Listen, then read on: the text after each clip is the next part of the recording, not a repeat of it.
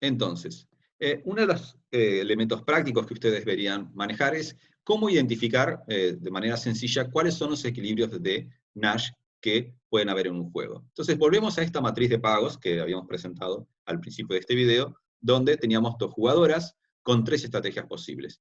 Y en ese caso, lo que vemos es, bueno, los pagos de la jugadora que está en la fila, de la jugadora B, siempre los vamos a representar a la izquierda en cada una de las celdas, mientras que a la derecha vamos a mostrar los pagos de la jugadora que está en las columnas, ¿sí? Entonces lo que vamos a hacer es ir fila por fila y columna por columna y ver en cada caso qué es lo que le conviene hacer a cada una, ¿sí? Entonces lo primero que nos preguntamos es, bueno, si la jugadora A se definió por la estrategia X, en ese caso, ¿qué le convendría hacer a la jugadora B? ¿Sí? Entonces vemos que puede elegir la estrategia 1 y obtener 10, la estrategia 2 y obtener menos 10, o la estrategia 3 y obtener menos 5. Claramente ella va a preferir la estrategia 1, y entonces la subrayamos para marcar que esa es su preferencia.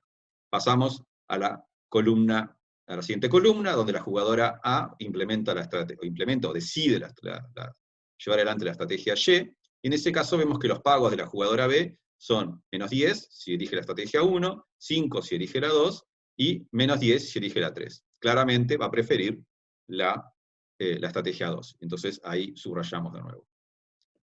En tercer lugar, nos preguntamos, ¿qué haría la jugadora B si la jugadora A elige la estrategia Z?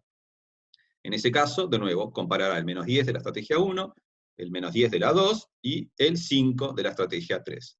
Y obviamente va a preferir 5 a menos 10 y a menos 10. ¿Sí? Entonces subrayamos aquí este 5. Entonces acá tenemos marcadas las preferencias de la jugadora B para cualquiera de las estrategias posibles que pueda elegir la jugadora A. Y ahora hacemos lo mismo, pero cambiando de jugador. Empezamos por las filas y decimos, bueno, si la jugadora B elige la estrategia 1, ¿qué le convendría hacer a la jugadora A? Bueno, si elige la estrategia X va a obtener 5, si elige la Y va a obtener menos 10, y si elige la Z va a obtener menos 5. Entonces claramente le conviene la estrategia X, ¿sí? Y ahí subrayamos.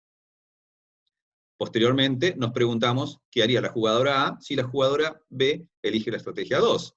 Bueno, si la jugadora B elige la estrategia 2, la jugadora A tiene la opción de elegir la X y obtener 0, la Y y obtener 10, o la Z y obtener menos 10.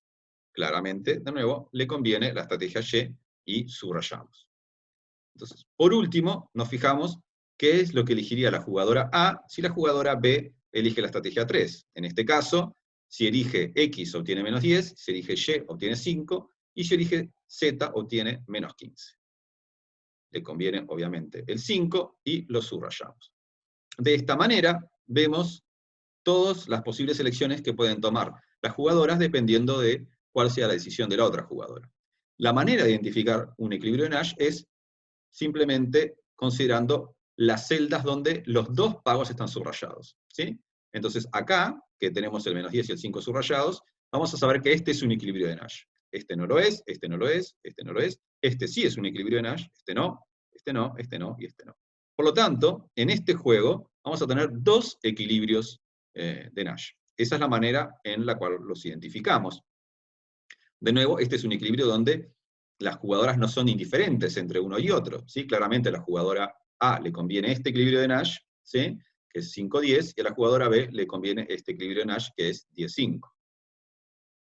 Perdón, este equilibrio es estrategia 2, estrategia Y, y este equilibrio es estrategia 1, estrategia X. Los pagos son 10-5 y 5-10.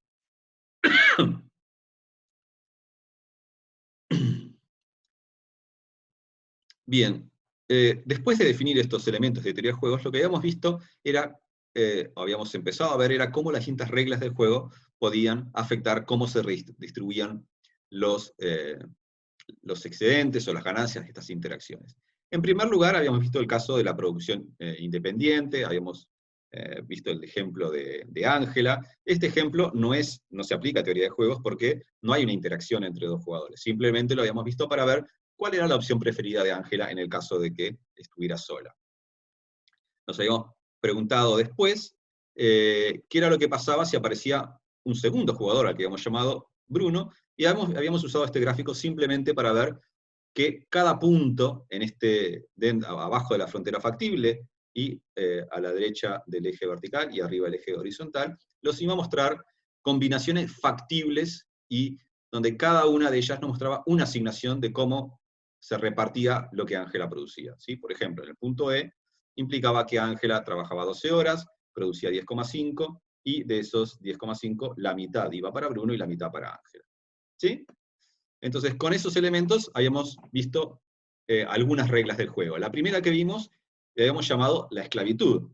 Estrictamente, las reglas del juego o las instituciones esclavistas, ¿sí?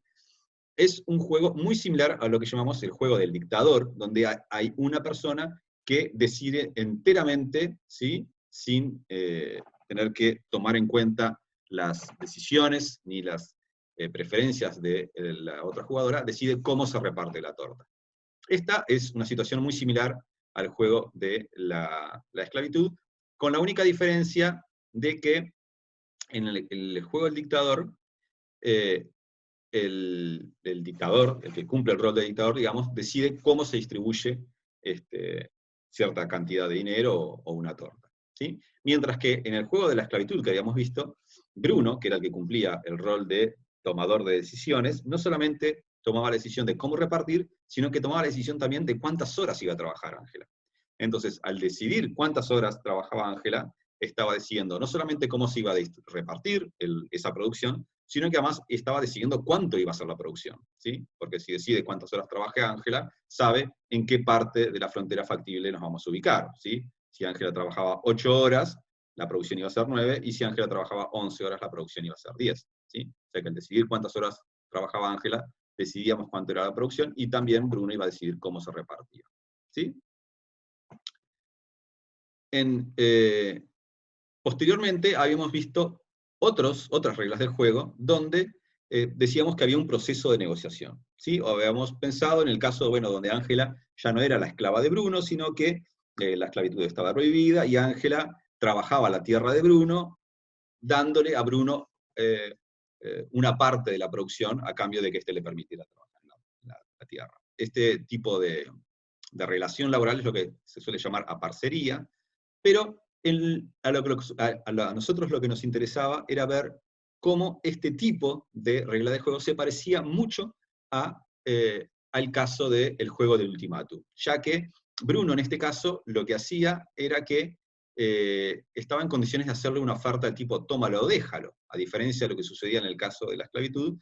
Ángel ahora puede decir no, o sea, puede rechazar la oferta, ¿sí? Que es lo que sucedía en el caso de el juego del ultimátum. Y en este caso hemos visto que, a diferencia de lo que sucedía con la esclavitud, donde Bruno decidía que Ángela trabajara 11 horas y se quedaba con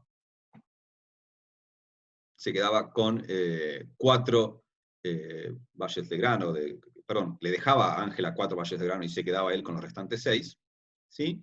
En este caso, con este cambio en las reglas del juego, donde Ángela tiene el derecho de decir que no, tiene la posibilidad de decir que no, veíamos que la asignación final, que no era, ahora ya no era que Bruno la decidía, sino que era la oferta que Bruno le hacía a Ángela, sabiendo que Ángela la iba a aceptar, implicaba ahora que Ángela trabajara 8 horas, produjera 9 valles de grano, y esos valles de grano se repartieran mitad y mitad, 4,5 para cada uno, la mitad para Bruno y la mitad para Ángela, ¿sí? Este equilibrio que veíamos ahora, esta decisión, se trata de un equilibrio de Nash, en el sentido de que a ninguno de los dos le conviene modificar su decisión. A Bruno no le conviene hacerle una oferta donde Ángela trabaje más o menos horas, ¿sí? Porque en este punto era donde se igualaba la tasa marginal de sustitución con la tasa marginal de transformación, ¿sí? Y al mismo tiempo tampoco le conviene ofrecerle que, habiendo trabajado 8 horas, Bruno se quede con más parte de la producción, porque en ese caso Ángela rechazaría su oferta, y tampoco le conviene ofrecerle que Ángela se quede con más parte de la producción, porque no es necesario.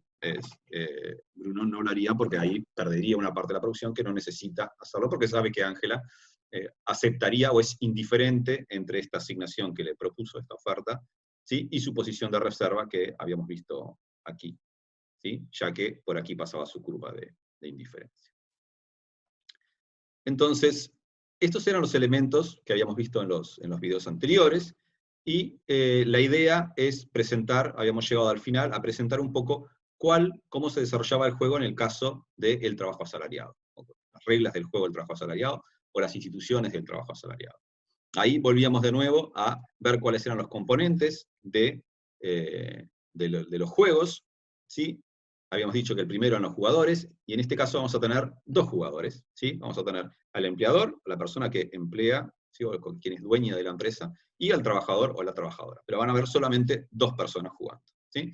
Cada una acá va a tener una estrategia que definir, ¿sí? No van a tomar una decisión, digamos, en valores discretos, van a decir un valor, sino que el empleador va a elegir el valor de una variable. La variable va a ser el salario, W, y el empleador va a poder elegir un salario que le va a ofrecer al trabajador, ¿sí? Y puede ser cualquiera que sea mayor que cero, no tiene ninguna restricción ahí. Y el trabajador, su estrategia, lo que va a tener que decidir es cuál es el nivel de esfuerzo que realiza. Primero va a tener que decidir si acepta o no la oferta salarial del empleador, y después cuánto esfuerzo realiza. Habíamos visto que en lo que tiene que ver con la información, que era el tercer componente que define a un juego, ¿sí? Había información incompleta o información asimétrica, ya que el empleador no puede medir, no puede verificar cuál es el nivel de esfuerzo realizado por el trabajador.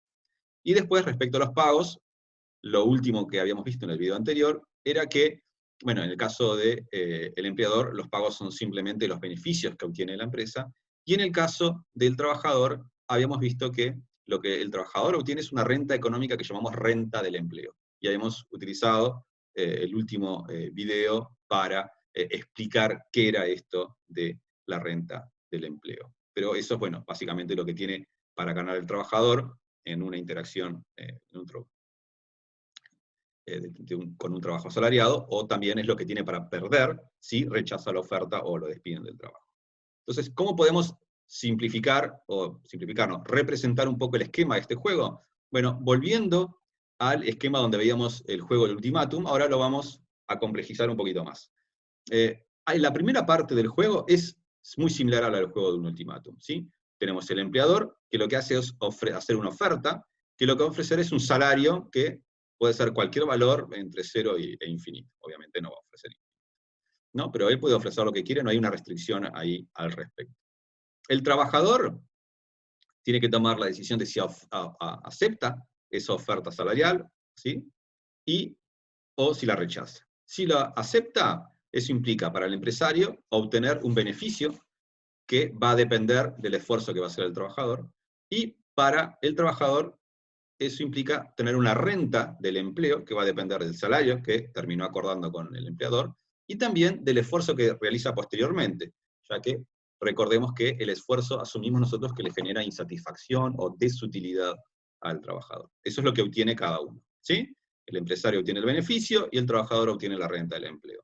Ahora, si rechaza la oferta, el trabajador obtiene Z, que es su salario de reserva, su posición de reserva, que es la situación, los ingresos, o cómo él valora la situación en la que se encuentra si se queda desocupado y no consigue el trabajo. Mientras que el empresario lo que va a terminar obteniendo es un beneficio que no necesariamente va a ser igual que el anterior, que va a surgir de contratar a otra persona, porque este trabajador rechazó. No necesariamente va a ser el mismo, porque si el trabajador o trabajadora que rechazó la oferta, ¿sí? Si la rechazó, debe ser justamente capaz que porque las condiciones que ofreció el empresario no eran lo suficientemente atractivas. Entonces, probablemente al contratar a otra persona, tenga que hacer una oferta distinta y los beneficios no sean necesariamente los mismos. Pero esta sería la situación entonces para el empresario. Si el trabajador acepta la oferta, y hasta acá veíamos que era un esquema muy similar al del juego del ultimátum, ¿sí? Donde el empleador hace una oferta, de tipo tómalo o déjalo, el trabajador acepta o rechaza. Pero acá el juego no termina. No termina porque el trabajador después tiene que decidir cuál es el nivel de esfuerzo que va a realizar, ¿sí? Entonces, una vez que decide cuál es el nivel de esfuerzo que va a realizar, recién ahí sabemos cuáles van a ser los pagos del empleador y del trabajador. Mientras que en el ultimátum ya lo sabíamos de antemano, una vez que terminaba el juego del ultimátum, en este caso no lo sabemos. No lo sabemos de antemano una vez que el trabajador acepta o rechaza la oferta, sino que tenemos que esperar a ver qué nivel de esfuerzo elige el empleador. Y posteriormente, una vez que el trabajador eligió un nivel de esfuerzo, que pertenece al intervalo 0,1, ¿se acuerdan que habíamos dicho que podíamos pensar que 0,1 es la proporción de cada hora de tiempo trabajado en la cual el trabajador se está esforzando efectivamente, y el resto del tiempo, bueno, hace lo que llamamos hace SEO. ¿Sí? Entonces, una vez que el trabajador, perdón, ya tomó la decisión de cuánto esfuerzo realizar, ahí el empleador tiene que tomar la decisión de si mantiene al trabajador trabajando y sigue obteniendo su renta, o que son los beneficios de la empresa, y el trabajador sigue obteniendo la renta del empleo que hemos definido más arriba, o lo despide. Y en ese caso, el trabajador pasa a tener un salario de reserva, es lo que pasa a obtener como pago, mientras que el empresario mantiene el mismo beneficio, porque asumimos que reemplazaría sencillamente a este trabajador, ya que si el trabajador anterior aceptó la oferta laboral que habíamos visto, entonces otro trabajador, igual que el anterior, también lo aceptaría. Una de las cosas que vamos a ver en los videos siguientes es que el nivel de salarios que le va a ofrecer el empresario al trabajador en esta oferta que vemos aquí arriba, va a ser tal que pueda anticipar cuál va a ser el nivel de esfuerzo del trabajador, y por lo tanto, tanto el nivel de esfuerzo del trabajador que dije, como el salario que termina ofreciendo el empleador, constituye un equilibrio de Nash. ¿Sí? Es una situación en donde ninguno de los dos va a tener incentivos a modificarla, ni el trabajador se va a esforzar ni más ni menos, ni el empresario le va a convenir ofrecerle un mayor salario o un menor salario. Y eso lo vamos a ver en el video siguiente. Bien, la idea de este video era que ustedes vieran cómo terminábamos integrando los distintos elementos que tenían que ver con la teoría de juegos, ¿sí? Para poder utilizarla en el modelo que vamos a presentar a continuación, que es el modelo de disciplina del trabajo. Veíamos cómo era similar a un juego de ultimátum, ¿sí? Por lo menos la primera parte de las etapas de estas reglas del juego. Veíamos cómo lo que se terminaba implementando era un equilibrio de Nash, o lo veíamos, no, lo vamos a ver en el video siguiente. No va a ser un equilibrio en estrategias dominantes, ¿sí? Y además es un juego donde, como sucedía en el caso del juego del ultimátum, hay una simetría de poder entre las personas que participan del juego. Nos vemos en el siguiente video.